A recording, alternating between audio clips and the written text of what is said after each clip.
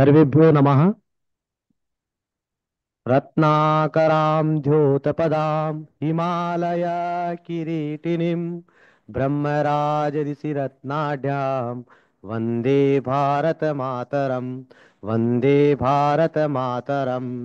नमः सभाय सभापतये।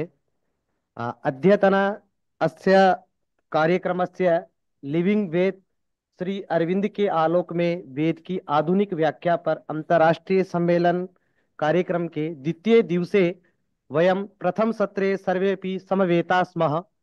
अद्य अस्माकं मध्ये अस्य कार्यक्रमस्य संचालकाः सन्ति, तेषां परिचयम् अहमत्र कारयामि। अस्माकं मध्ये समुपस्थिताः सन्ति डॉक्टर मकरंद आर प्रांजे महोदयाः।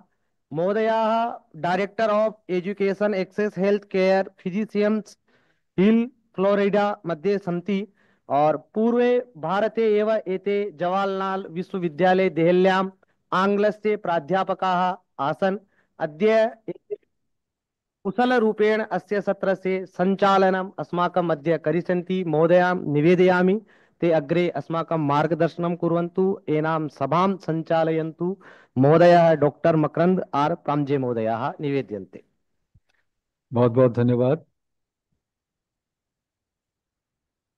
I'm very happy to welcome Dr. Narayanaswamy, who has already joined us from Los Angeles. Can you hear me, sir? Yes, very well. Okay, excellent. If you are ready, shall we just start? I'll say a few words and then you can take it from there. Yes, please. Okay, wonderful. May I also request everyone to, gather around the table so that, the speakers over there can see that the audience has already joined. Some more are finishing their breakfast. So Dr. Narayanaswamy, I'll give a very brief introduction. His paper has already been published in the conference proceedings. You can take a look at it. But he's the author of two books on the Vedas. The first book is Understanding the Vedas, and it has been translated into Hindi, and that book was released yesterday. And the other book he wrote was Vedas for Success. He was a former NASA scientist, a PhD in engineering, and ran his own company. So he's an entrepreneur, but he's also a yoga as well as Veda practitioner for many, many years. So we welcome you, sir. Thank you for taking the time. It must be 6:37 over there in Los Angeles, I suppose. Yes, exactly. 7 o'clock, 5 minutes past 7. Thank you for joining, sir. Please start. The time is yours. Thank you very much, Magarant, and all the organizers, Jagirdar and the other organizers of Living Veda to Jaipur Conference, the Central Sanskrit University. Dhanyavad to all of you. My pranams to all of you. You have given me a very excellent time slot in the evening, very comfortable. So good time to give this talk. And the topic chosen for this talk and my paper is spiritualization, harmony, and success in life. Veda provides all these things. And the practice of Veda helps you to accomplish all these in life. With this, I have put together on 4 or 5 sections where I will give the talk. The first one is a general about Vedas, then Sri Aurobindo's spiritual meanings, Kabbalah Shastri and Professor Kashyap's contribution, what is spiritualization, harmony, and success, and why we are all getting confused. There is a confusion among Sanatana Dharma followers, whether to follow the Vedas or whether to follow Vedanta. So all these confusions. So a brief intro to that, and then how we remove that confusion. And I'll conclude by saying what is the need of our time. So with this, goes to, this is a very short intro to Vedas that all of us know, considered to be oldest book of wisdom, antiquated origins, 7,000 BC or earlier. Some of the more conservative Western scholarship puts it at 1500 BC or 2000 BC. Even then it is 4,000 or 5,000 years ago today. Shruti, revelations. The rishis received these mantras as revelations. There are mantras and there is Veda talk about yajnas. And while the Veda has been taught, rishis taught it to their disciples, and then at the end of the rishi period, mainly the later scholars try to understand the essence of the Veda. And the first complete meaning of the Veda mantras was published by Sainacharya in the 14th century BC. So on the one hand, we claim Vedas, the mantras were revealed about 7,000 BC or earlier, and 14th century. So almost for 8,000 years, only those who have attended these teachings of the rishis or their gurus, they understood the mantras and the essence of the mantras. But the large body of people did not have much access until Sainacharya's publications came, and they refer to the direct meanings or the external word meanings. And that was mostly applicable to the performance of the yajnas.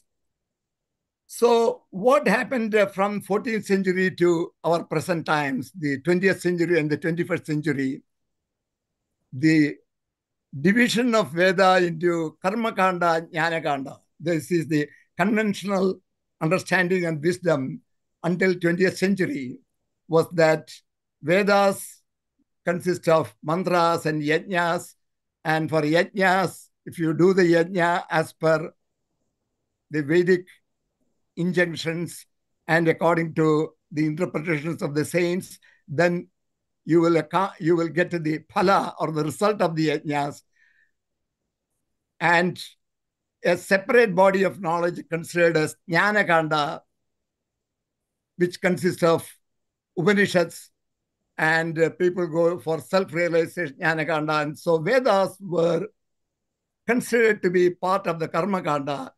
And very many of the elites and youngsters who come to study Vedas, they thought that the yajna and the rituals and the material prosperity of the Karmakanda is not what we want. We want looking for something more, self-realization. And there was a whole movement to Vedanta.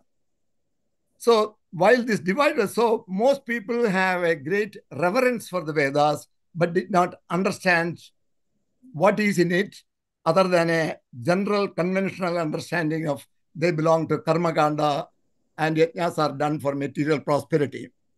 It came Sri Aurobindo by direct vision. He found out that these Vedas have spiritual meanings for mantras, and there is the supreme spirit, the supreme energy that is in the cosmos, and there are sub-energies that are considered as devas. So there is a all-encompassing spirit and the various energies, and these energies are called by given names as devas. Deva means from Sanskrit word div.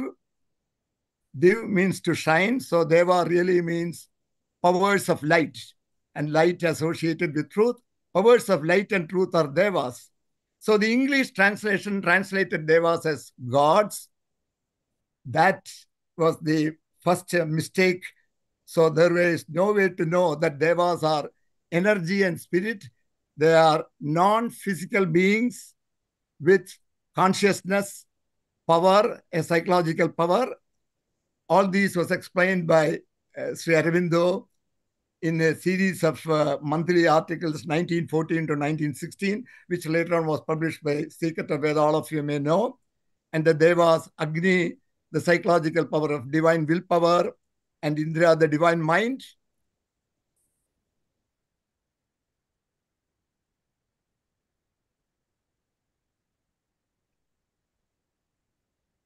And Aurobindo said that this chanting of the mantras or the conduct of the yajnas has an inner meaning, while the external meaning is the yajnas to perform the yajna to get the material prosperity, benefit, whatever phala is assigned for that yajna.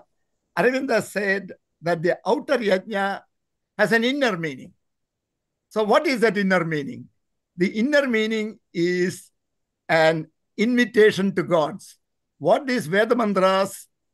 As a priest comes and allows us to perform a yajna, say you want to do a Gana Homa for removal of obstacles, whatever be the reason, and you may think that this Ganapati is going to remove your obstacles. If you want to settle just your immediate obstacles to be removed, Ganapati or that energy will do that as well, because the chanting of the mantra, you are inviting that energy, and that energy will go wherever you are invited, and it will remove that. But what it says is, Aurobindo said, the outer yajna, you can stop there, which means you are settling for less. You can ask, you can get more. And what is that more? You can invite the deva to yourself. The inner meaning of the outer yajna is an invitation to that deva, and who in turn will place an emanation of the psychological power of that deva. So if you are chanting a mantra for Agni, for example, the well-known mantra, the very first mantra of Rigveda, Agni me ele purohitam yajnasya deva mritwijam hota aram ratnadatamam. That mantra, when you chant, thinking about the energy, the Agni energy, or the divine willpower energy, then this spirit or this deva, whatever you call it, if you want to consider them as a deva or as a god, the god is not an exact translation, but the deva, the power of light, this deva will, they have psychological power, and they can place a small emanation of their psychological power.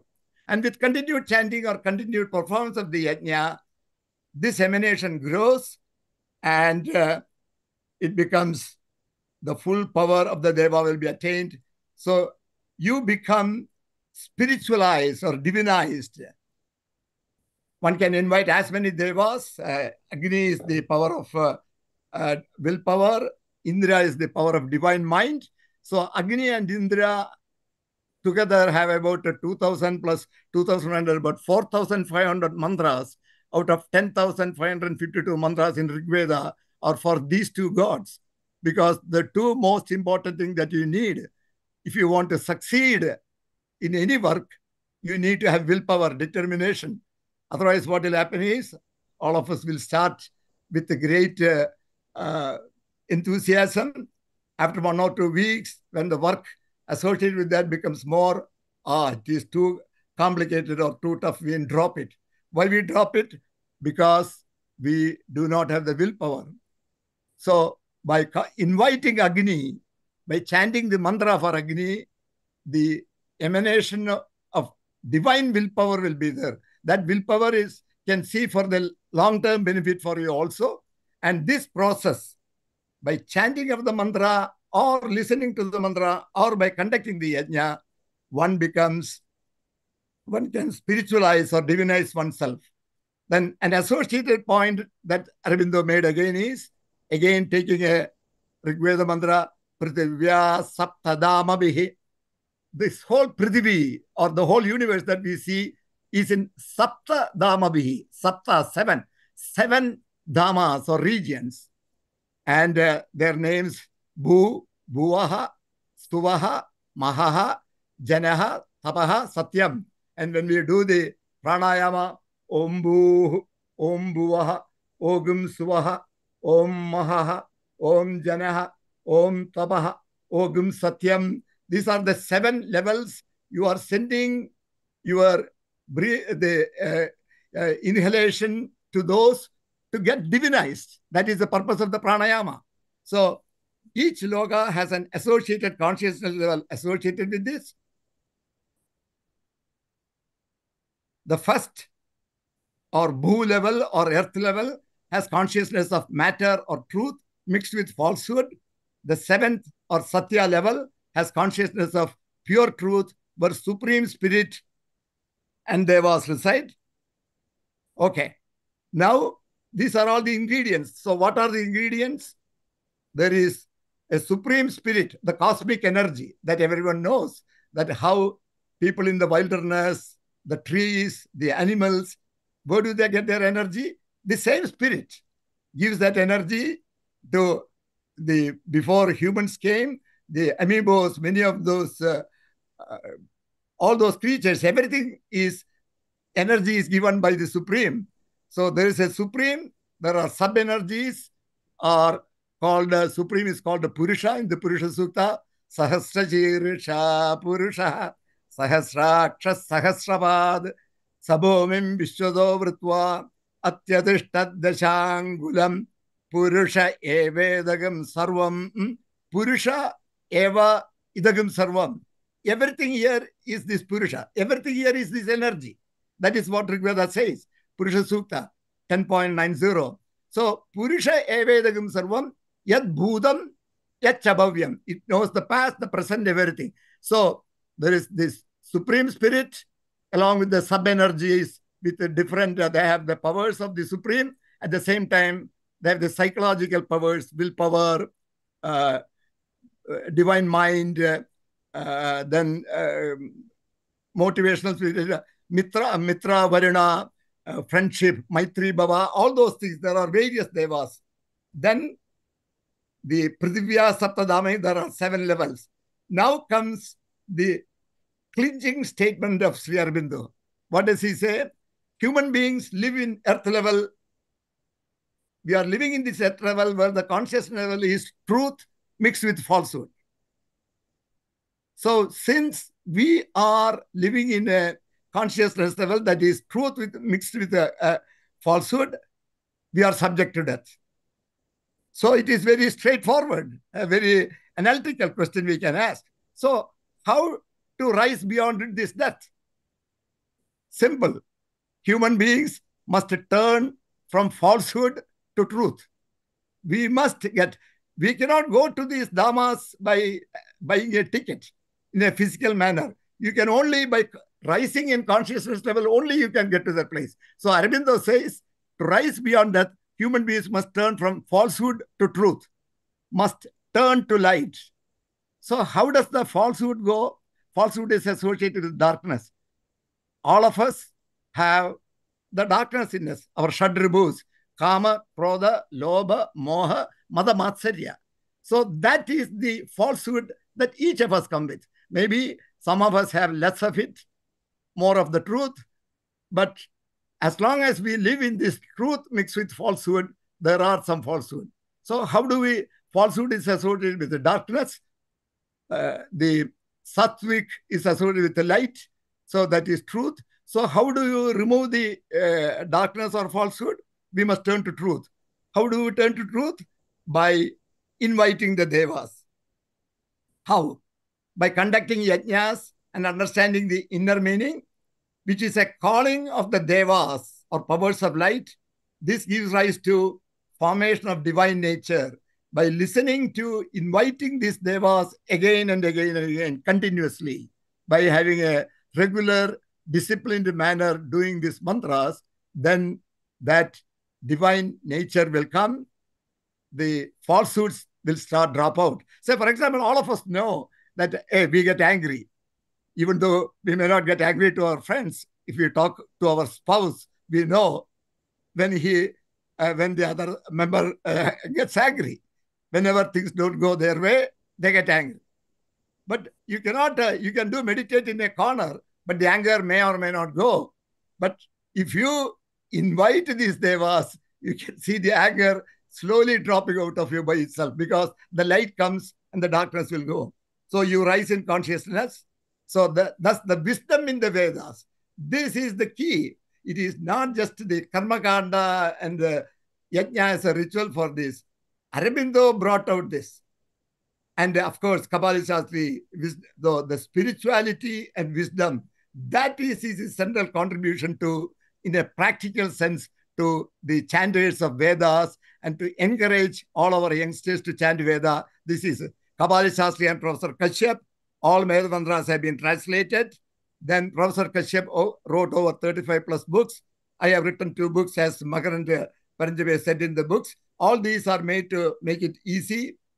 So the spiritualization is done by chanting mantras, continuous chanting. So the divine powers will plant the emanation, and over a period of time, you develop that nature. From Diksha initiation by my father at the age of 11, we had a family Shiva Puja. And my father, this was the time when immediately after independence, where Sardar Patel was bringing all these small states headed by Rajas together, the Cochin and Travancore. My father was working for the Kochi Maharaja's office in Tripunithura.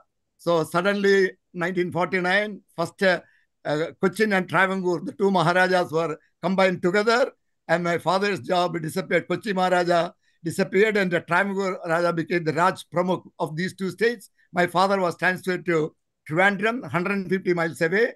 So here there is a family Shiva Puja. So he said, I'm going to have an initiation for you, and I'm going to give you a crash course on to do Shiva Puja for the next 2-3 weeks. I will be gone. I'll come only once a month from Trivandrum. So when I was studying in 6th grade in school, from that time onwards, I'm doing the family Shiva Puja for the next 6 years. And then I went to engineering college and all that. Then until after settling down, I continued that. Usually when you go to engineering college, you drop everything. But maybe for whatever reason, I continued that.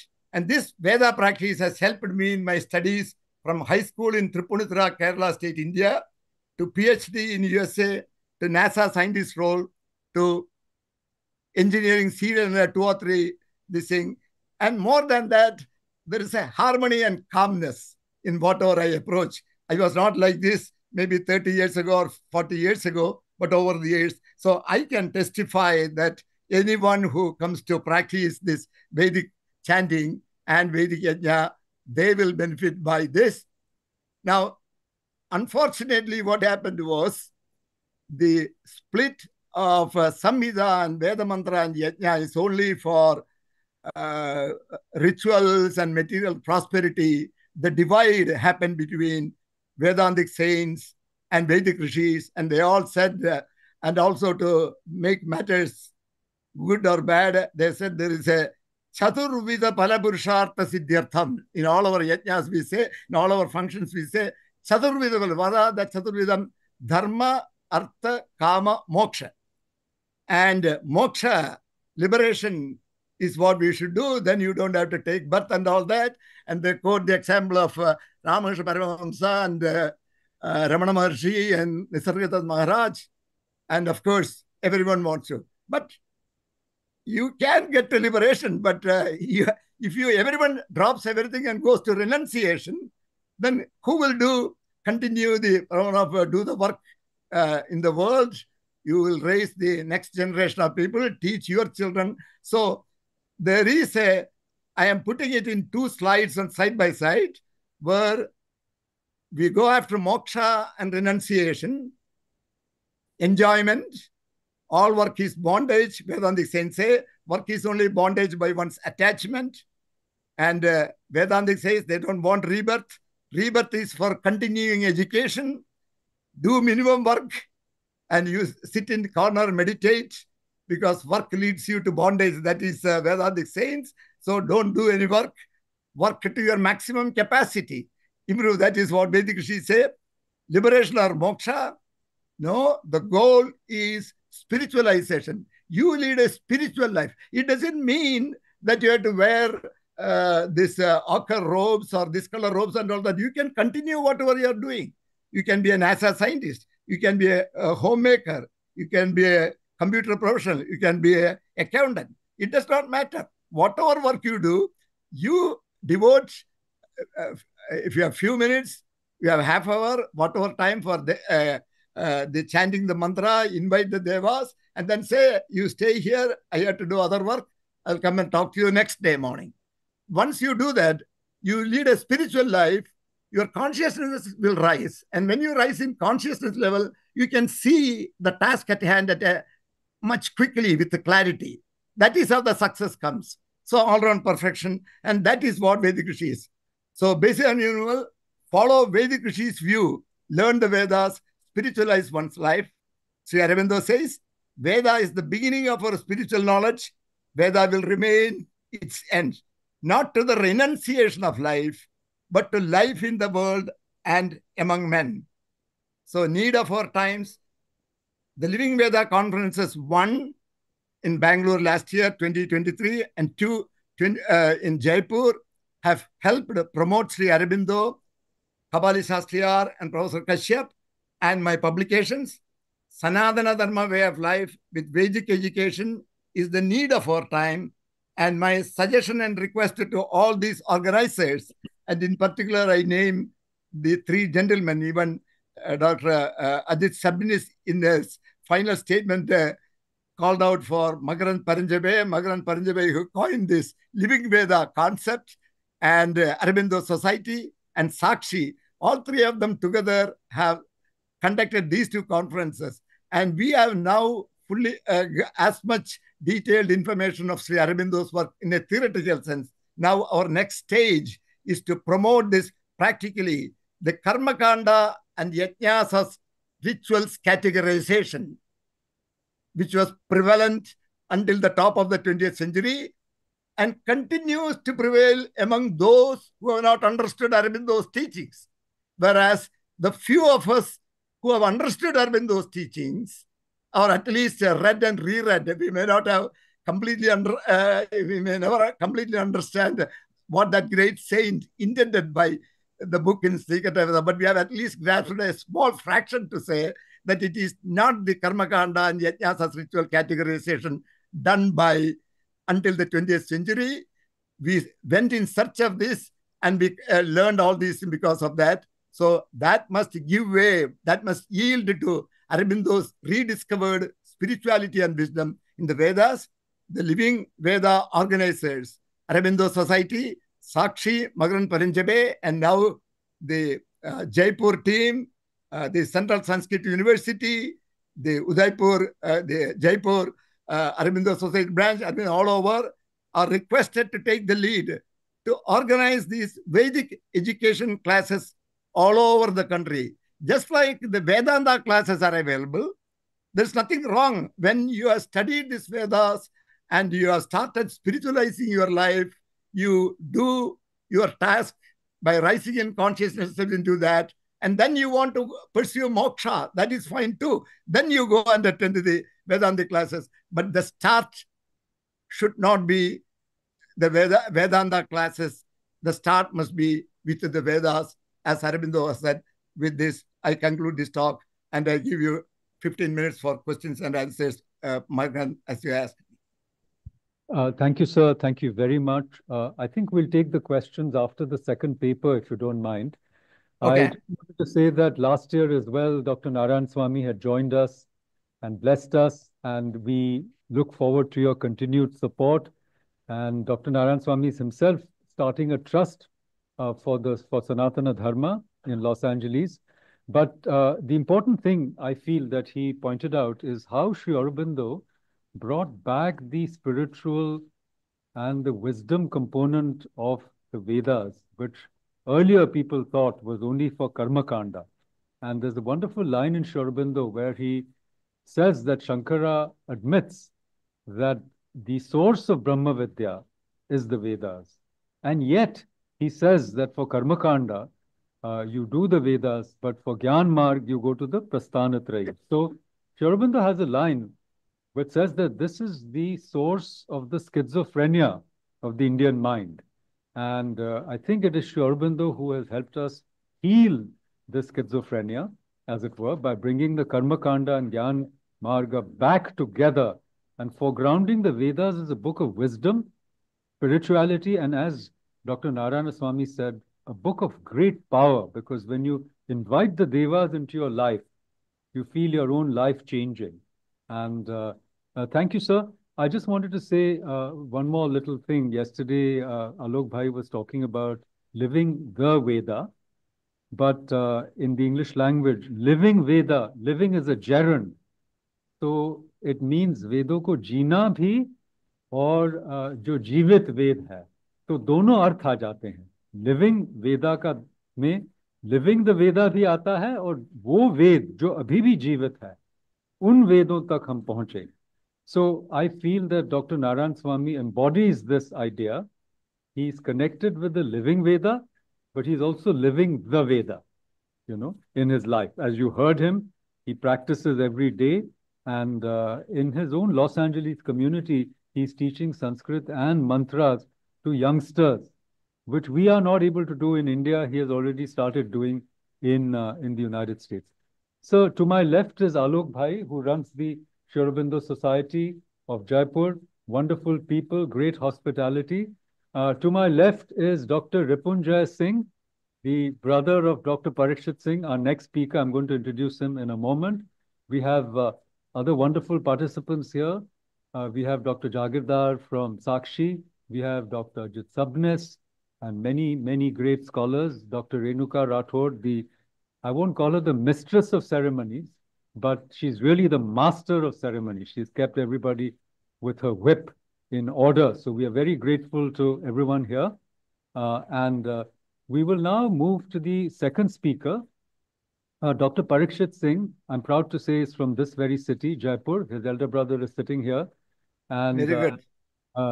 He is, he got one word, my pranams to all of you for organizing this, because by spreading this message, we have got it for so many years, the Karmakanda and Yajnas as rituals, that is there. It is very, very, it is not easy, let me put it that way positively, to say that it is a spiritual document. And just to add one statement to what Magaranji was saying, perhaps even by Adi Shankara's time, the Karmakanda specialists already are deeply, we are following the Mimamsakas were saying that this is the phala, that is what they are doing. And they even, when Sowara is saying that the mantras that are not used there have no value. So maybe Adi Shankara was trying to play a middle game, we don't know.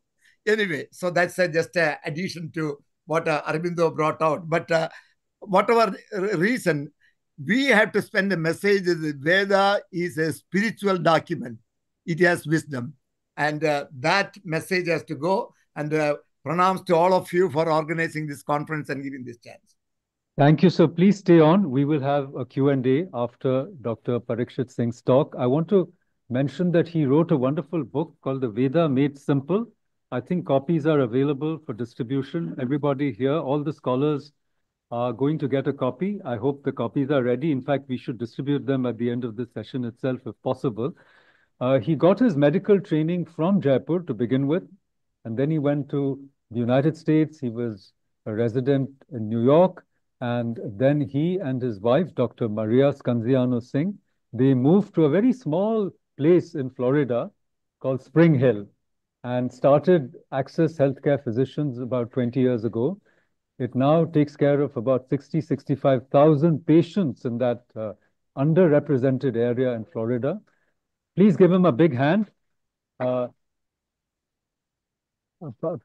Parikshit ji is not only a wonderful doctor and a very compassionate human being, he's a wonderful poet in Hindi and English.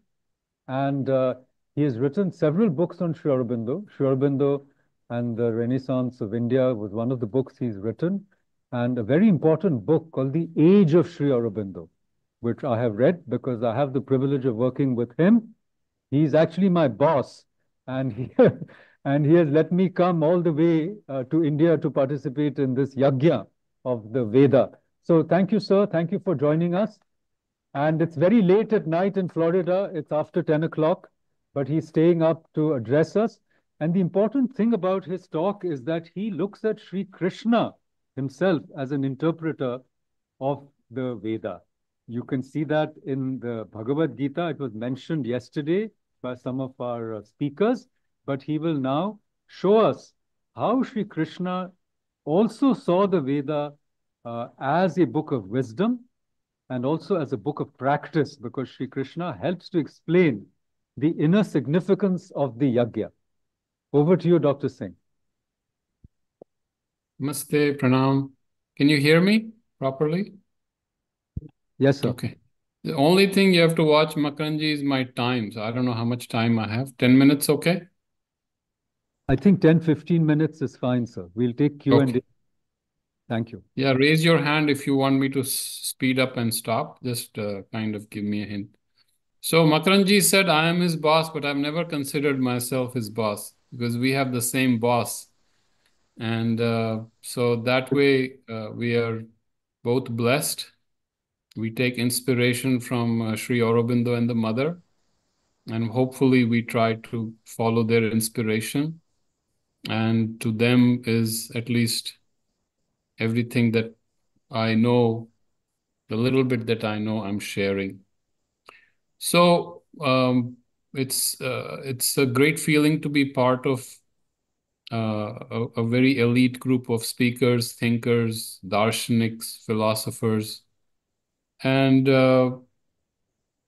my humble submission here is to start seeing Sri Krishna's contribution to the interpretation of the Veda, which is, I believe, the inspiration for future Vedic learning. And of course, Sri Krishna was the guide for Sri Aurobindo, which he acknowledged.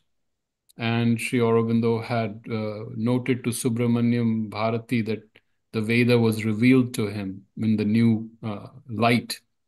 But he's also written a beautiful commentary, Essays on the Gita, which brings out the enormous influence and the significance of the meaning of the Veda and the yajna in the Gita. So let's talk about how we have reached this schizophrenia about the Veda, as Makaranji noted earlier. There are two lines of interpretation of the Veda, as we all know, unfortunately heavily weighted in terms of seeing Veda as ritualism. And this split started probably very early on, when the Mimansaks, including famous names like Jaimini, considered Vedas as significant for their sound value, which of course they have. But so important is their sound value, or was the sound value to them, they said, you don't even have to know the meaning. You just have to know the sound, do the kalpa, do the rituals, know the chanda, know the nirukta, and you're good. Know the siksha, which is the right pronunciation. This tradition continued much later, and we see the famous exegesis by Sayana, who basically brought out the external aspect, the exoteric aspect of the Veda. And now modern Western interpreters, writers, critics, they also see the Veda as primarily an external document, a document of rituals. However, the Vedas themselves have quite a few sections where they talk about themselves, and they talk about a different way of looking at the Veda. And my purpose is not to talk about that. In the Upanishads, the Vedas are quoted with great reverence. And in my book, I have shown at least 11 such references, and there are more where the Vedas are quoted directly or they are honored in the Upanishads. So this tradition, the second tradition of seeing the Veda as a great repository of spiritual knowledge, has continued.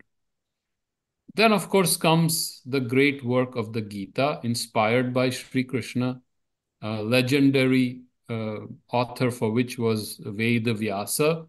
But Vyasa only means a compiler, one who puts it together. Who wrote it? We don't really know, but we believe, and those who can see it, it's inspired by Sri Krishna.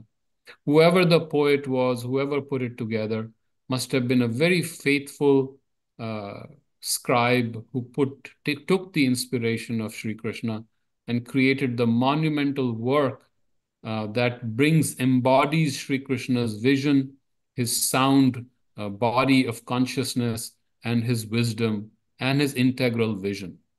Now, what does Sri Krishna do? And when we read Sri Krishna, there's only 700 shlokas in the Gita. We have to be very careful.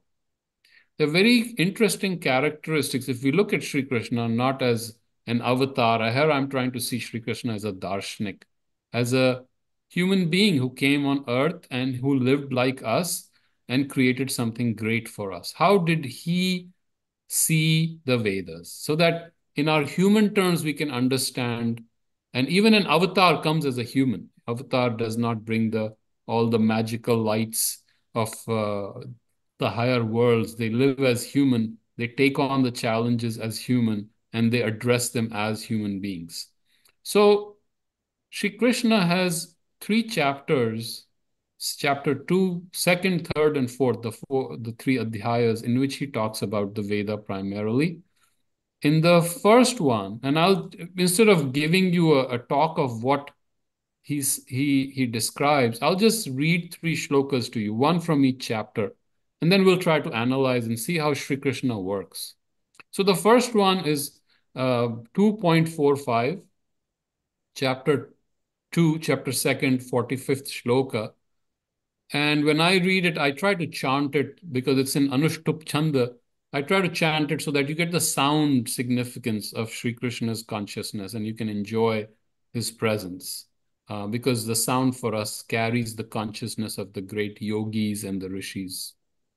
So it goes like this. Traigunya Vishaya Vedaha Nistraigunya Bhavarjuna Nirdvandvo Nityasattvasthaha Niryogakshema Atmavan. What is Sri Krishna saying? Very basically, Sri Krishna says the Vedas deal with the 3 gunas, Sattva, Rajas, and Tamas. You, Arjuna, have to go beyond the 3 gunas. Be without duality, established in the truth.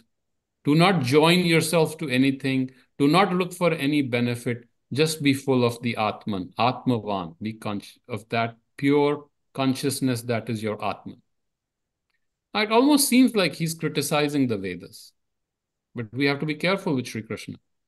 Because Sri Krishna brings in very interesting things. He throws an idea, and then he develops it. He comes back to it in the next chapter. Then he reforms it. He widens it. He'll bring another opposing idea to it. Then he'll harmonize it. So let's go to the chapter 3rd and see what he says. I've taken the shloka, which is another very beautiful shloka, 3.15. And again, let's just see how his great mind works. Karma brahmodbhavam vidhi brahmakshara samudbhavam tasmat sarvagatam brahma nityam yagye pratishtitam. Now here, he's saying something entirely different. It almost seems like he's contradicting himself. He says that karma that we do comes out of the Brahma itself. And Brahma comes out of the Akshara, which is the Om, the unmanifest, the Avyakta. And therefore, he says, this Brahma that is Sarvagata, that is all pervading, that is gone everywhere, establishes itself in Yajna. Now here he seems to be describing either an external aspect of Yajna or an internal aspect of the Yajna. And we have to be very conscious of how Sri Krishna plays with it. And the third one, which is a very interesting take, because if you look at the second one, Karma Brahmod Bhavan Vidhi, There is Brahma. Brahmakshara samudbhavam, again Brahma in the second pada. Tasmat sarva gatam Brahma, in the third pada also of the Anushtup, you have Brahma. Brahma repeated 3 times, but he hasn't had his fill. Now listen to the shloka, the third shloka from 4th chapter, 24th shloka. And this is a very interesting shloka. Brahmarpanam Brahma havihi. Brahmagnau Brahmanahutam. Brahmeva tena gantavyam. Brahma karma samadhina. Brahma is the giving in this yajna. Brahma is the havi, what is going in. Brahma is the fire. And Brahmanahutam, the very act of giving. Brahmeva tena gantavyam. From Brahman itself comes this yajna, which is the yajna of karma samadhi. It is Brahma karma. Now, this is a very interesting interpretation of the yajna. In the second chapter, it almost looked like he was criticizing the Veda. But what he was criticizing was an external approach to the Veda, where Veda is meant for bhoga aishwarya, as he says. We try to get something out of the Veda. What are we trying to get out of the Veda? We're trying to get go, we're trying to get ashva, we're trying to have victory, we are trying to have children, we're going to try to have swarga, a beautiful life. But as Sri Aurobindo has pointed out, and later we can talk about, these are all symbols. The Gau is a symbol of something else, which is the light of truth. The Ashva is tapas shakti. Victory is victory over darkness. But Sri Krishna doesn't go into that. Sri Krishna criticizes fiercely the very attempt to see Veda as a transactional shastra, where you recite it and you get these things in return. That is being stuck in the 3 gunas. And he tells Arjuna, go beyond it. However, if you really start understanding, in the final shloka that I just chanted, Brahmarpanam Brahma havihi, Brahmagnau Brahmanahutam. Brahman is the fire. Brahman is the act of giving. The giver is the Brahman, and what is being given to is the Brahman. Now he has transformed the symbol of the yajna into something that is a spiritual experience, where everything is the Brahman. And so what Sri Krishna has beautifully done is brought the Vedic insights into Vedanta. What he has done is he has criticized the external approach that people take towards the Veda in the second chapter, where it almost looks like he's rejecting the Veda. But what he's rejecting is not the Veda per se, but our approach to the Veda, which is almost a commercial, business-like approach. And what he has brought us to is the spiritual insight into the symbolism of the Veda. And there is more. He talks about the various Agnis, Sanyam Agni, Indriya Agni. He talks about different Sanyam Agni is a way of controlling the Indriyas, the senses. And he talks about what these Agnis mean. Again, a very symbolic interpretation. So what we can see from here is, if we really go deep into what Sri Krishna is saying, he's not here as a philosopher. He is giving a manual, a practical manual to Arjun in the midst of war. But what he has taken is taken the essence of the Veda, the spiritual essence, and brought it to a higher level in his reinterpretation, in that yuga, and he has brought them together. He has brought Veda and Vedanta together. He has brought Sankhya and Yoga together. He's brought Karma Yoga Bhakti Yoga and Jnana Yoga together. This was his genius because he was an integrator. He did not leave truth in whatever form it came, but he brought them all in one vast vision because he was a multi-dimensional being. When we come to Sri Aurobindo, we see a similar interpretation for our age. Sri Aurobindo is not going to repeat what Sri Krishna said, nor is he going to repeat what the Veda said. He reinterprets it in the light of his own great spiritual realizations and makes it available to all of us. The living truth of the Veda, the living truth of the Upanishads, the living truth of the Gita, Sri Aurobindo brings it out and they become real and direct for us. So I think that should be, I don't know if I have reached my time limit, but that is all a very brief approach. So when we hear a criticism of Swami Dayananda Saraswati or Sri Aurobindo by the modern thinkers, we must remember that before all this was the great Darshanik, great Mahayogi, the avatar, Sri Krishna, who himself interpreted the Veda, albeit in very few shlokas, not more than even 24 shlokas, but in that he has taken the essence of the Veda and given it to us, almost like a summary. This is the summary, take it. In 700 shlokas, I've taken the knowledge of 10,000 verses of the Veda. I've taken 108 Upanishads, all the knowledge in 700 shlokas here. I know where the world is going. You guys are going to be very practical, very external. Here it is. Take it. He has summarized it for us, made it easy for us. That is at least how I take it. And it is a very interesting learning when you look at Sri Krishna's interpretation. And it takes away a lot of cobwebs of the mind because we Indians kind of trust what the Western mind says. If someone's has a nice little ending to their name, we listen to them more than to our great minds and geniuses. I think that post-colonial mindset, we need to go beyond and start looking at our own genius. And if you really go deeper into the modern science of semiology, the signs, how we interpret language itself nowadays, we can study the Veda and understand deeper layers of meaning that our great yogis and teachers have brought out for us.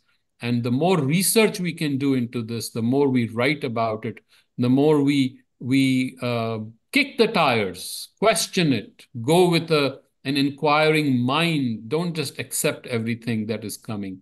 But that is the modern tendency, which is okay. Question everything and then see the truth for yourself, which will be the living truth of you, which will be the living truth of the Veda. Thank you.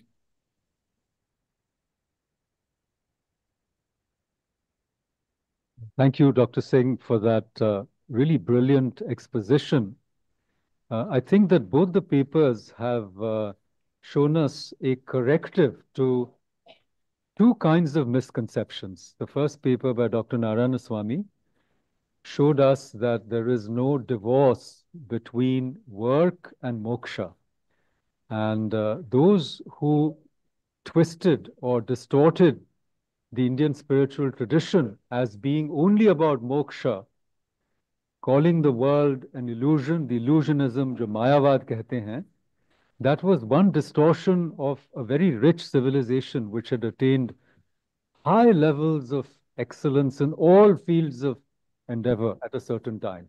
So that false dichotomy between moksha or liberation, mukti, and work in the world, Dr. Narayanaswamy helped us to overcome that false dichotomy. And what Dr. Singh has done is he has shown through Sri Krishna that the Veda is not empty ritualism, nor is the yajna transactional.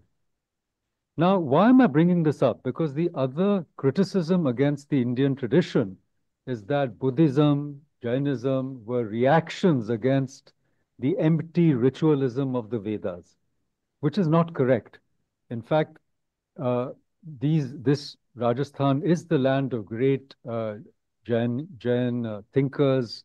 Many great kings, in fact, they took to Jainism because they were tired of the violence, perhaps. But Vedas are not empty ritualism, nor are they mere transaction, nor is later Indian thought, including Buddhism, Jainism, a reaction to the Veda, and the Veda therefore needs to be rejected. Similarly, we have seen that the Vedas should not be rejected as the babblings of primitive tribes, which is what the Europeans thought of them. So we have seen how in this conference we are providing this corrective to the distortions of our tradition, which is continuous and still living. There's one more thing I wanted to bring out, that when we appreciate what Sri Aurobindo did, I mentioned yesterday that he unlocked this door, Hiranyagarbha. He gave us the key to the higher realms of consciousness. It's very important also to note that all the so-called great European and American and British scholars of the Veda do not even mention Sri Aurobindo. I pointed out how even Dr. Radhakrishnan rejects Sri Aurobindo's interpretation. So Jamie, and Joel Brereton, who have translated the Rig Veda into English, if you look at their work cited, their bibliography at the end, Stephanie Jameson and Joel Brereton, Oxford University Press, they took 8 years to do that. But they don't even mention Sri Aurobindo. Forget about Kapali Shastri, forget about Dr. R.L. Kashyap. So there is again this big split that most of the Western scholars do not even mention Sri Aurobindo. So we have to correct that. We have to show them how important Sri Aurobindo's approach to the Vedas is. So we have these 3 correctives: no divorce between work and liberation, no divorce between yajna as you might say ritualism, but yajna as the self-offering for the highest spiritual growth and transformation, which is what Sri Krishna shows us, and no divorce between the Western approach, the philological, historical, critical, etc., and the Indian approach as represented by Sri Aurobindo. So with these remarks, we have about 29 minutes, maybe 28, because I want 1 minute for this book. I want everybody to see this book, and we will do it at the end. I would request Dr. Ripunjay Singh to present a copy of this book to Alok Bhai, to the representative of the Central Sanskrit University, the professor on my right, and also to Renukaji. We'll do it right at the end. So now let's have a Q&A. I request people, please don't make lectures, don't give, everybody here is very wise. And as the moderator, I will, with folded hands, stop you if you're going to make a long intervention. Please ask a question. In fact, I want to say that सवाल पूछने की भी कला है जो हमको सीखनी चाहिए, है ना? सिर्फ टिप्पणी देना और लंबे लंबे अपने भाषण देना, ये तो हम जानते हैं, वो खूब ही जानते हैं, लेकिन एक अच्छा सवाल पूछना भी आसान नहीं है. इसके लिए भी एक, I would call it, intellectual muscularity की जरूरत है. तो प्लीज मेरा आग्रह आपसे है और दरख्वास्त भी है, प्रार्थना भी है कि आप सवाल पूछिए. Thank you. I think Shushruth ji has a question. Namaste. Am I audible? Yes, sir. Namaste to everyone. I would like to ask a question to Dr. Parikshit Singh ji. First of all, very thankful for this beautiful connection between Krishna and the Veda, and I think Krishna and Sri Aurobindo became one in Alipur. We know that. But I had it is not like a question, but I would like to hear a few words from Parikshit ji about this. Like Shastra, Veda, where a lot of opposites are brought together, but how Sri Aurobindo says even the opposites are true. So just 2 shlokas I would like to hear if Parikshit ji would like to give few comments on that. May I just quote them? Yes, so one is actually in the second adhyay, where Yavan Artha Udapanir Sarvatah Samplutodake Tavan Sarveshu Vedeshu Brahmanasya Vijanatah. This is the 46th shloka of the second adhyay. One more place, Tasmat Shastram Pramanam Te. That is the 16th adhyay, last shloka. The Karya Vyavasthitav Nyatva Shastra Vidhanoktam Karma Kartum Yarhasi. So once he talks about transcending the Vedas also, and also he speaks that he is not contradicting the Shastra. He's asking Shastra to become the Pramana. So if, sir, if you would like to share some words, I would love to hear, sir. Yes, please. That is also. So thank you for bringing that out. This is Sri Krishna's style. And in fact, the next book that I'm trying to write or have written, which Makaranji is trying to edit, is trying to show how the structure of Gita brings out these various ideas. And in fact, I've also often called Sri Krishna as a master musician. Just like a musical piece, one brings in an idea, a note is brought, like a symphony, a note is brought in, and then it's developed a little bit, and then the master musician brings in another note, another sura comes, and he develops that. Then he goes back to the old note and he brings it up. Again, he develops it like a point counterpoint. And this creates a beautiful symmetry, a beautiful symphony. And every chapter, Sri Krishna takes and builds up on the idea. So in fact, if you look at the third chapter, the third shloka, Sri Krishna says there are two ways to reach the truth. One is Sankhya Yoga, one is Karma Yoga. Right? Jnana Yogena Sankhyanam, Karma Yogena Yoginam.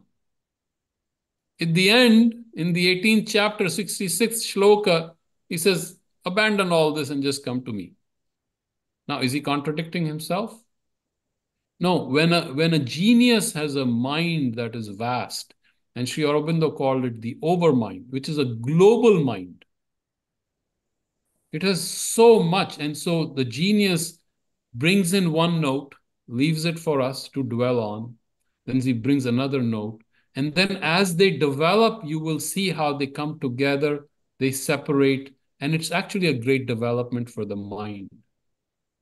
Yava nartha udapane sarvatas samplutodake. The one who knows the Brahma, to him, it's like having a deluge, bar, and have water. What is the significance? So it almost seems like he's downplaying the value of the Veda in this beautiful shloka. And yet, later he'll say, among the Vedas, I am Samaveda. He's beautifully said that. Which one is true, Sri Krishna? Are you saying both things at the same time? But Sri Krishna intrigues our mind. Sri Krishna is not a logician. Sri Krishna is working on our consciousness and expanding our awareness. So we can hold multiple opposing thoughts, conflicting, contradicting thoughts, and find the unity of them.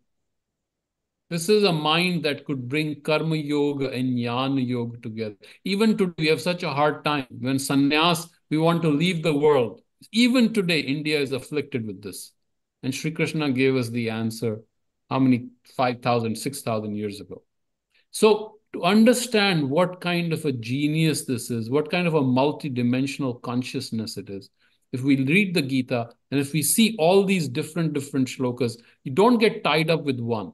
Bring them together and hold them together in your dharana, and something beautiful will emerge.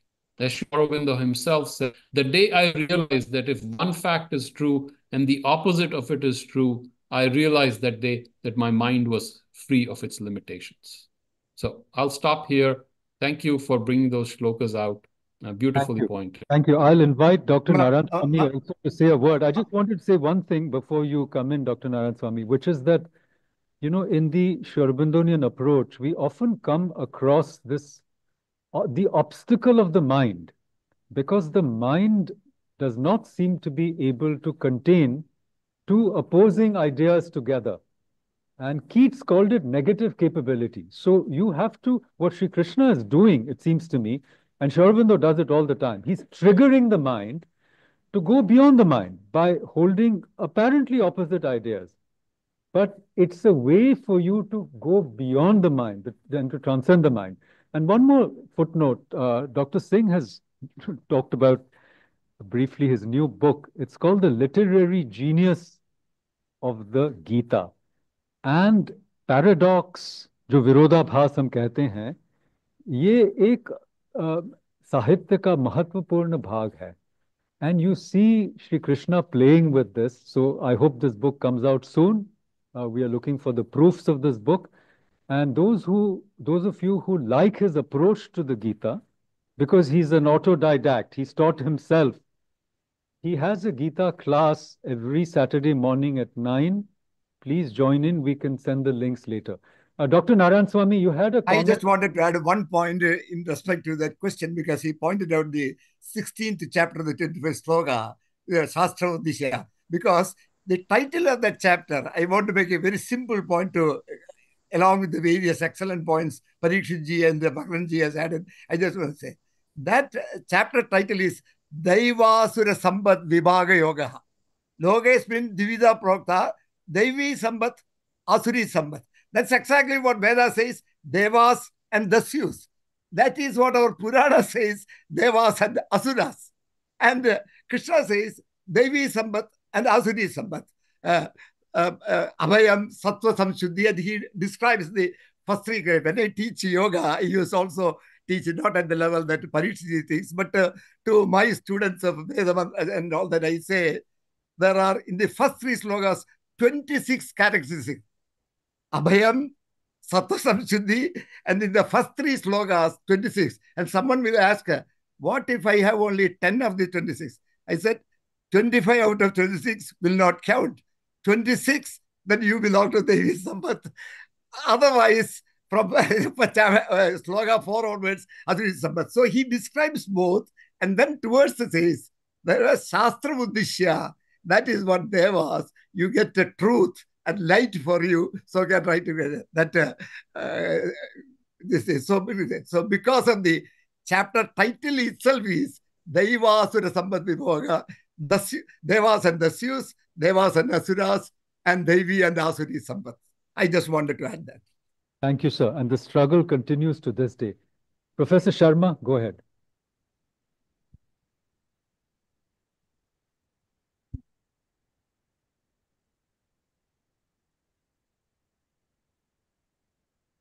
Good morning to everybody.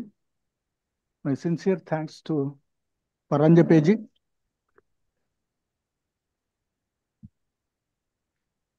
We often listen the words Veda and Vedanta. They are not different from each other. Vedanta is part of Veda. Mantra Brahmanayor Vedana. Yeah. That's what I am going to do. Your mic. Yeah, it is on. Okay. It is on. Especially when I heard to revered Professor Krishna Swamiji, then I wanted to have a clarification from him. That's why I am putting a prefacing note, prefacing word. Mantra and Brahmana put together form the Veda. And they are not contrary to each other. Karma Kanda and Jnana Kanda both are the chapters of one book. So, Karma Kanda can be performed to attain Chitta Shuddhi, which helps us to gain moksha. Kurvanne hacha, why one should... Got the question. Yes. Dr. Narayan Swami, please answer. One word I wanted to... Okay, very quickly. So there are two words we find in Bhagavad Gita, Vedanta Krit, Ved Videva Chaham. So one is Ved with and the other is Vedanta Krit. And Shri Krishna says, I am both. So Please, both will answer first, Dr. Narayan Swami, then Dr. Parikshit. Yes. You see, I do not disagree with the questioners at all that the Veda contains the so-called Vedanta. I am not disputing at all. They are not two different at all. But what I am trying to tell you is that the conventional wisdom today is now, even then, that Veda, you do this for Chitta Shuddhi, and then you come for moksha. Then you have, in the name of praising Veda, so that's all. Oh, for Chitta Shuddhi, I will get that also. If you want to come to hear moksha, that is objective. But Aurobindo says that you have got to live and the work. So the dichotomy, what is going on, conventionally established that this is for Chitta Shuddhi, Samhita and Brahmanas are for Chitta Shuddhi. So people are not, the educated people are not learning this Veda. Hey, Chitta Shuddhi, I am always, my Chittan is always Shuddhi. I can directly go to that. I don't need any doing this ritual to get any Chitta Shuddhi. I don't understand what this priest says and all that. So that is why we have to bring in that this Karma Kanda must be removed from the Veda. Veda is a spiritual document.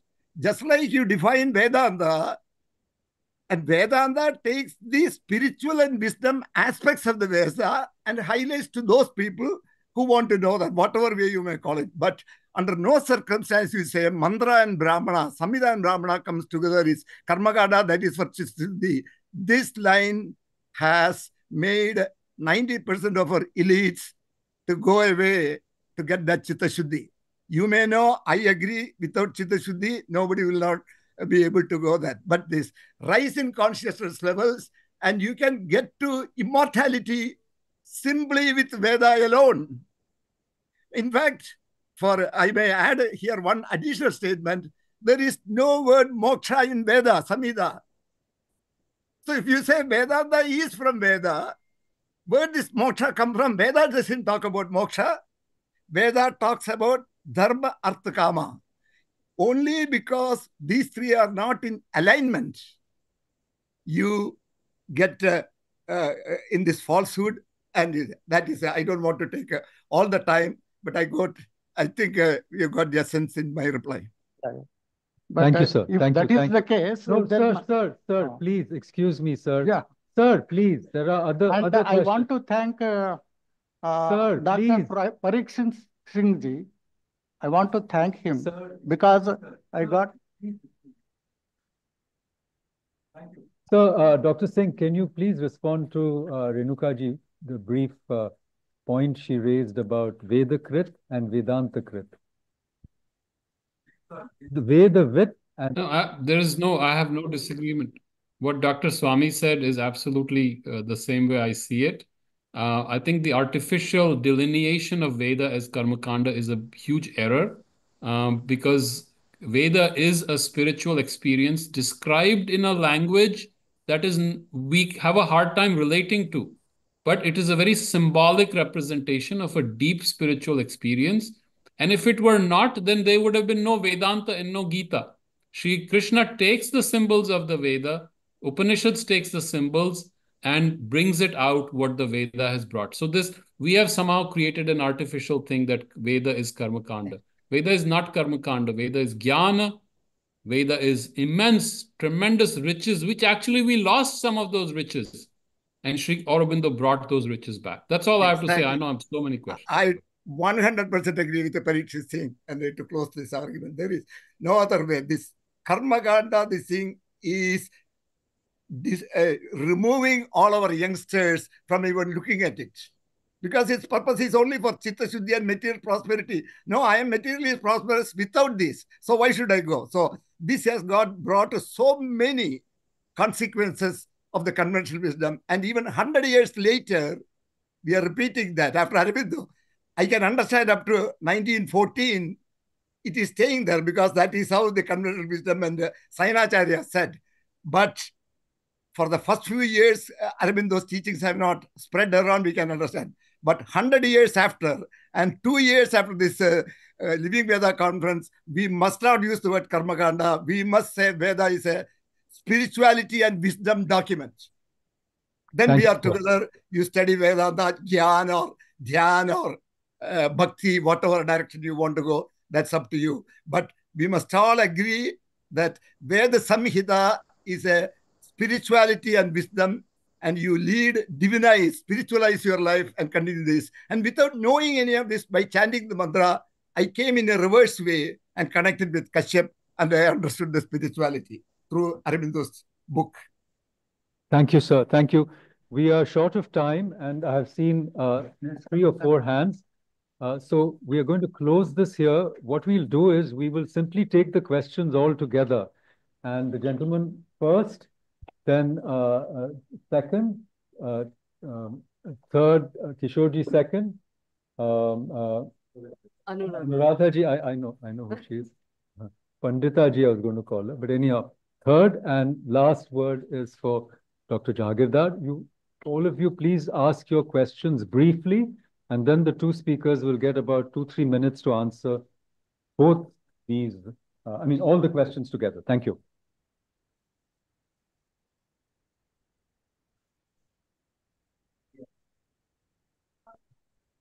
Oh.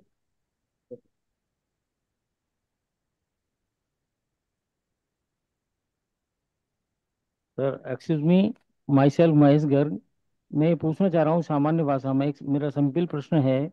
जो कृष्ण और अर्जुन का संवाद था, जिस समय अर्जुन ने surrender कर दिया था, आई विल नॉट वार, तो उस समय जो उसकी जो स्थिति थी अर्जुन की, जो मेडिटेशन का जो कृष्ण भगवान ने जो उनको उपदेश दिए थे गीता का, उस संदर्भ में मैं आज वर्तमान परिप्रेक्ष्य में जो एक फिजिकल मेंटल स्पिरिट जो सिजोफ्रेनिया पेशेंट्स होते हैं, मैंने कहीं सुना है इस चीज को, और जो मुमुक्षु होते हैं, जो मोक्ष को प्राप्त करने वाले हैं, उनके कैरेक्टरिस्टिक्स में क्या डिफरेंट एंड सिमिलरिटीज है, इसको थोड़ा सा स्पिरिचुअल वे में और उसमें क्लियर करें। Thank you. So the question is the difference between the schizophrenics and the mumukshus.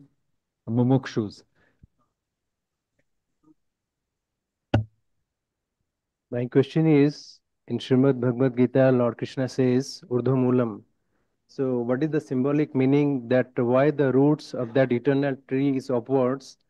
And when Lord Krishna says this, is there any connection of that particular idea in any of the rigs from Rig, Yaju, Sam, Athar? Is it connected with any of the Vedic consciousness, or Lord Krishna is indicating to any of the hymns? That is my question actually. Thank you so much. Thank you. Pandita Chaudhary. So mine was not so much of a question, but a comment on the previous part of the Karma Kanda versus Jnana Kanda. So I just, because I've been working with the Vedas also for a while, and this is what I have come to understand about what Sri Aurobindo is intending with the words, etc., is that there is no either or. It is also Karma Kanda, it is also Jnana Kanda, depending on who is where at what level, they will understand it at that level. So I think we should be very careful, even as Sri Aurobindonians, not to relegate Sri Aurobindo to an only category.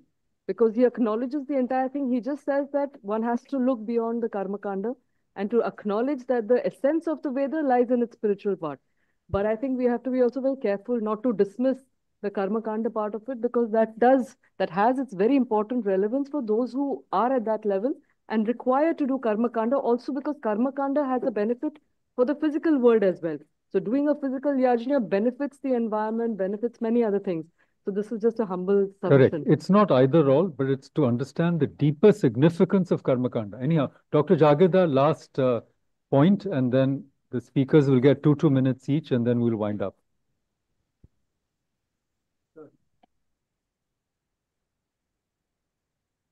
My simple point is, if we accept the approach of interpreting the mantras in 3 ways, that is Adhibhautika, Adhidaivika, Adhyatmika. If we accept and if we agree with that, we should accept the Karma Kanda and Jnana Kanda, because Yajna should have the same approach.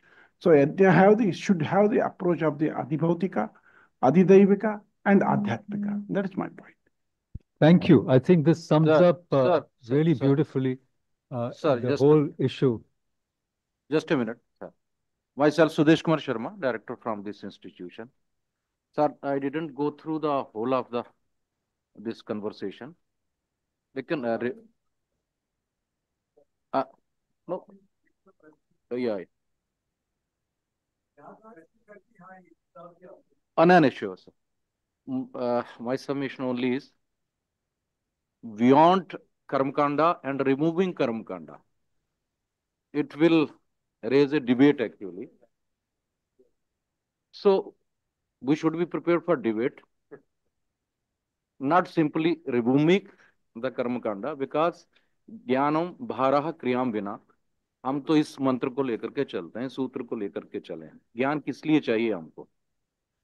फिर ज्ञान what is the aim of knowledge only? तो बहुत सारी बातें हैं, वो discuss नहीं हो सकती, टाइम कम है, लेकिन हमको कोई ना कोई एक लाइन चुननी पड़ेगी क्योंकि फिर मुश्किल हो जाएगा कि दोनों जो स्ट्रीम्स हैं उनको साथ लेकर के चलना। सही है सर, बिल्कुल नहीं तो सही। प्लीज बियॉन्ड वाले अलग हो जाएंगे और ये वाले अलग हो जाएंगे। जी जी जी, very good. 2 minutes each. No no sir, time नहीं है। Okay, very short, 30 seconds. इतना सा। Okay. He's from my university. He's from JNU. How can I stop him? Last word. कल बोलते हुए मैंने एक मंत्र बोला था, ततो भूय इव ते तमु यौ विद्यायाम रताः।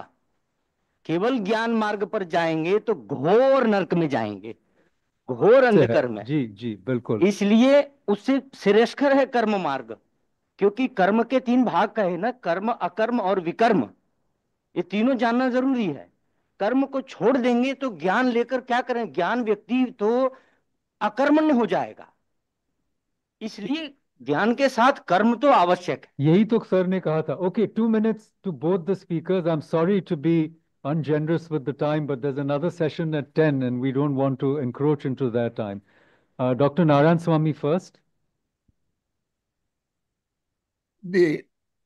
If I have communicated a message that I am against Karmakanda or against Jnanakanda, no, that is not. I'm only trying to say that the Karmakanda to an ordinary person gets the meaning that you do the karma for this material prosperity along with that associated, and that is all. But it is much, much more, as one of the questioners said, that those who want to look at jnana, they can get jnana. But that is all known to a small group of people. But the large majority seems to in this divide. So therefore, in fact, how can I say Samhita must not include Karmakanda? Because it talks about yajna. Yajna has an external purpose and internal purpose. Everyone is not ready to go for inner meaning. There are only, in a class of 100, you have this group, second group, third group. So for all the people, yajna means, and the person who tries to put a bread on the table, a priest says, you do this havan and that will get you a job, and he gets a job. To him, that's a karmakanda, that is okay. So I have no problem. But many of our elites are not coming to that. Therefore, we must keep on emphasizing. You can say karmakanda, yajna is there. If Veda talks about yajna, that is all what it says. In fact, Krishna Bhagavad Gita 3.9, what does he say? Sahayajna praja srishtva. At the very time of the first praja being created, he has created the yajna. He says, I think chapter 3.9th sloka or so. Sahayajna praja srishtva purovacha prajavati. Anena prasavishidvam ishtakamaduk. This yajna is your ishtakamaduk. With that you prosper. So from that day on, so if you attribute that I am against karmakanda, no, not at all. Samhita talks about yajna. Samhita says, and I am writing a book on dharma and yajna, and says, what are the yajnas you have to do? Darshapurnamasav, Vajpaya, so many yajnas described in Krishna Yajurveda, first kanda itself. So if you, please do not attribute that I am against yajna. All Vedas, Rig, Yajur, everything talks about yajna. But by limiting this is for karma shuddhi, and then you come to us, we will teach you the moksha, and that is your aim. That takes away all our young minds. I have already my chitta shuddhi. I will go straight to Veda. The Veda is not being learned. So the harm is tremendously done, and we must try to remove that harm. That's all my message. I leave it to Parikshit Singh. Dr. Singh, please. So let's understand karma kanda. When we say karma kanda, we mean the ritual. It is not karma yoga. Shri Krishna is talking about karma yoga, coming together with jnana, coming together with bhakti as a triune path. So at no point one should understand, we're actually saying that karma and jnana and bhakti have to come together. When we say karma kanda, the significance is it is only an external significance. When you say Veda is only an external significance, then for an intellectual understanding of our whole culture, of our Sanskriti, of our Shastra, we are doing a harm if we limit ourselves that it is only Karma Kanda. If you want to do Karma Kanda, that's okay. But understand at least at some point that there is much more to it than Karma Kanda. Following these great visionaries like Sri Krishna and Sri Aurobindo, we don't reject anything. We are no one to reject anything. But understand there is a deeper possibility, a greater opportunity for everyone. And at least at an intellectual level, we should be able to recognize that the Veda is not just Karma Kanda. Veda is also Jnana Kanda. Veda is also Vedanta inherent. Veda has even the Gita in it. Although the Gita has its own unique flowering, each Shastra is unique, but we all draw our sustenance, our spiritual food, as it were, our spiritual oxygen from the Veda. So I think every question is valid. There is no separation. There is no fighting. You want to do Karma Kanda, no problems. But realize there is more to it than just Karma Kanda. Exactly. Very well put. I think very well put. We sometimes have a tendency to reduce a complex question into a simple binary. I don't think it was an either-or issue at all. Yeah. And if I were to, since we're out of time, if I were to summarize, the discussion and the message of both these excellent papers, it would be that the master of the yajna is also the Yogeshwara. You see, he's also the master of yoga and works. Since we're out of time, I just want to say something here. Very nice. I saw it in the statement of the Sri Aurobindo institutions, so that we see the spirit in which we are doing things. And this is from the mother. We do not fight against any creed, any religion. We do not fight against any form of government. We do not fight against any social class. We do not fight against any nation or civilization. We are fighting division, unconsciousness, ignorance, inertia, and falsehood. We are endeavoring to establish upon earth union, knowledge, consciousness, truth, and whatever we fight, whatever opposes the advent of the new creation of light, peace, truth, and love. So this is where we are coming from. We have no time for petty disagreements, and Sri Krishna was a great synthesizer, the great integral, avatar, and so is Sri Aurobindo. He gave us integral yoga. So with these words, I want to thank our very distinguished speakers from the USA. It's already 11:30 p.m. and Dr. Singh works these patients every day, and he's still up at night to share his thoughts. I'm very grateful. Thank you, Dr. Narayan Swami, who is more than 80 years old. He does his Karma Kanda every day. To try to tell him the importance of Karma Kanda is useless. He has been doing his puja, archana, and yajna every day. But he's doing it with the higher consciousness that it's not just transactional, but it's for transformation. Thank you, sir. Please stay for one more minute. I would now request Dr.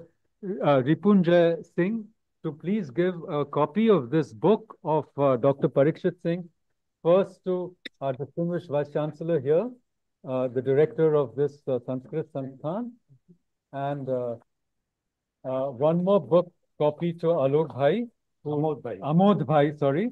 And maybe now that we are mentioning Alok Bhai, please come, please come. Please, sir, aap bhi aiye. I forgot to address that issue of schizophrenia and the mumukshu, but that would be for Alok Pandeyji to address. You can quickly tell us while we hold up the book. R.D. Lang had said the schizophrenic drowns while the mystic swims. So I'll defer it to Alokji. Thank you. Thank you all very much. Thank you. Have a good night, sirs. We are logging off. Bye-bye. Nice meeting you, Parikshit Singh. And Namaste. Namaste ji. Namaste.